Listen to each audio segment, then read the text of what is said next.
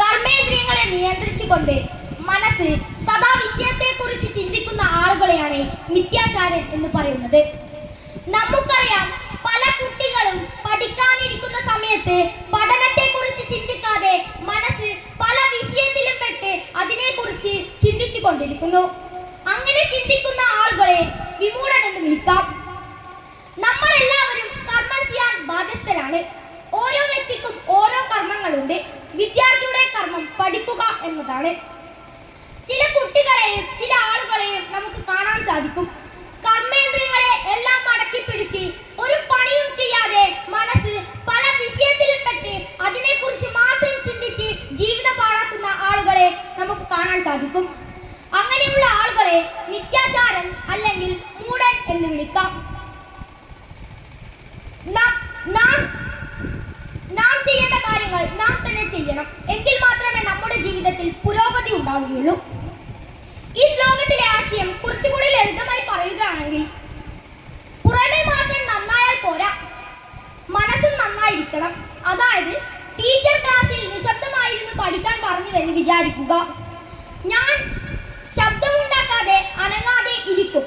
പക്ഷേ എന്റെ മനസ്സ് മുഴുവൻ ഇടവേളയായാൽ ഗ്രൗണ്ടിൽ പോയി ഓടിക്കളിക്കണം, പുതിയ കാർട്ടൂൺ കാണണം എന്നൊക്കെയാണ്. അതായത്, ശരീരം ക്ലാസ്സിലും മനസ്സ് കളിസ്ഥലത്തുമാണ്. ഇതിനെയാണ് ഭഗവാൻ മിഥ്യാചാരൻ എന്ന് പറയുന്നത്. ഭഗവാൻ പറയുന്നു, കൈയും കാലും അടക്കി പിടിച്ച് ഞാൻ നല്ല കുട്ടിയാണെന്ന് അഭിനയിച്ചിട്ട് ഒരു കാര്യവുമില്ല.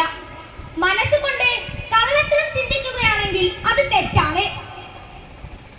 ഉദാഹരണത്തിന്, അമ്പലത്തിൽ പോയി കണ്ണടച്ചിരിക്കും, പക്ഷേ എന്റെ മനസ്സ് മുഴുവൻ പ്രസാദം എപ്പോ തരും, കൂട്ടുകാരൻ എവിടെ എന്നൊക്കെയാണ്. ഈ ശ്ലോകത്തിലൂടെ ഭഗവാൻ നമുക്ക് 3 കാര്യങ്ങൾ പറഞ്ഞു തരുന്നുണ്ട്. 1. നിർത്തുകയല്ല, നാം നയിക്കുകയാണ് വേണ്ടത്.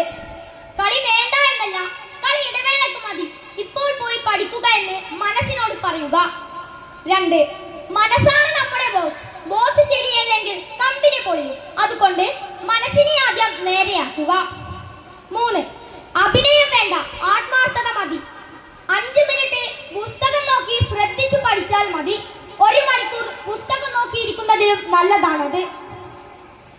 ഈ ശ്ലോകത്തിലൂടെ ഭഗവാൻ നമുക്ക് പറഞ്ഞു തരുന്നത്, നമ്മൾ ചെയ്യുന്ന ഏത് പ്രവൃത്തിയായാലും അത് മനസ്സറിഞ്ഞ് ആത്മാർത്ഥതയോടെ ചെയ്യുക. അതുകൊണ്ട് എല്ലാവരും ഗീത പഠിക്കൂ. ഗീതാസാരം ഹൃദയങ്ങളിൽ നിന്ന് ഹൃദയങ്ങളിലേക്ക് പകരട്ടെ എന്ന് മാത്രം പറഞ്ഞുകൊണ്ട് ഞാൻ എൻ്റെ വാക്കുകൾ ഉപസംഹരിക്കുന്നു. നന്ദി, നമസ്കാരം.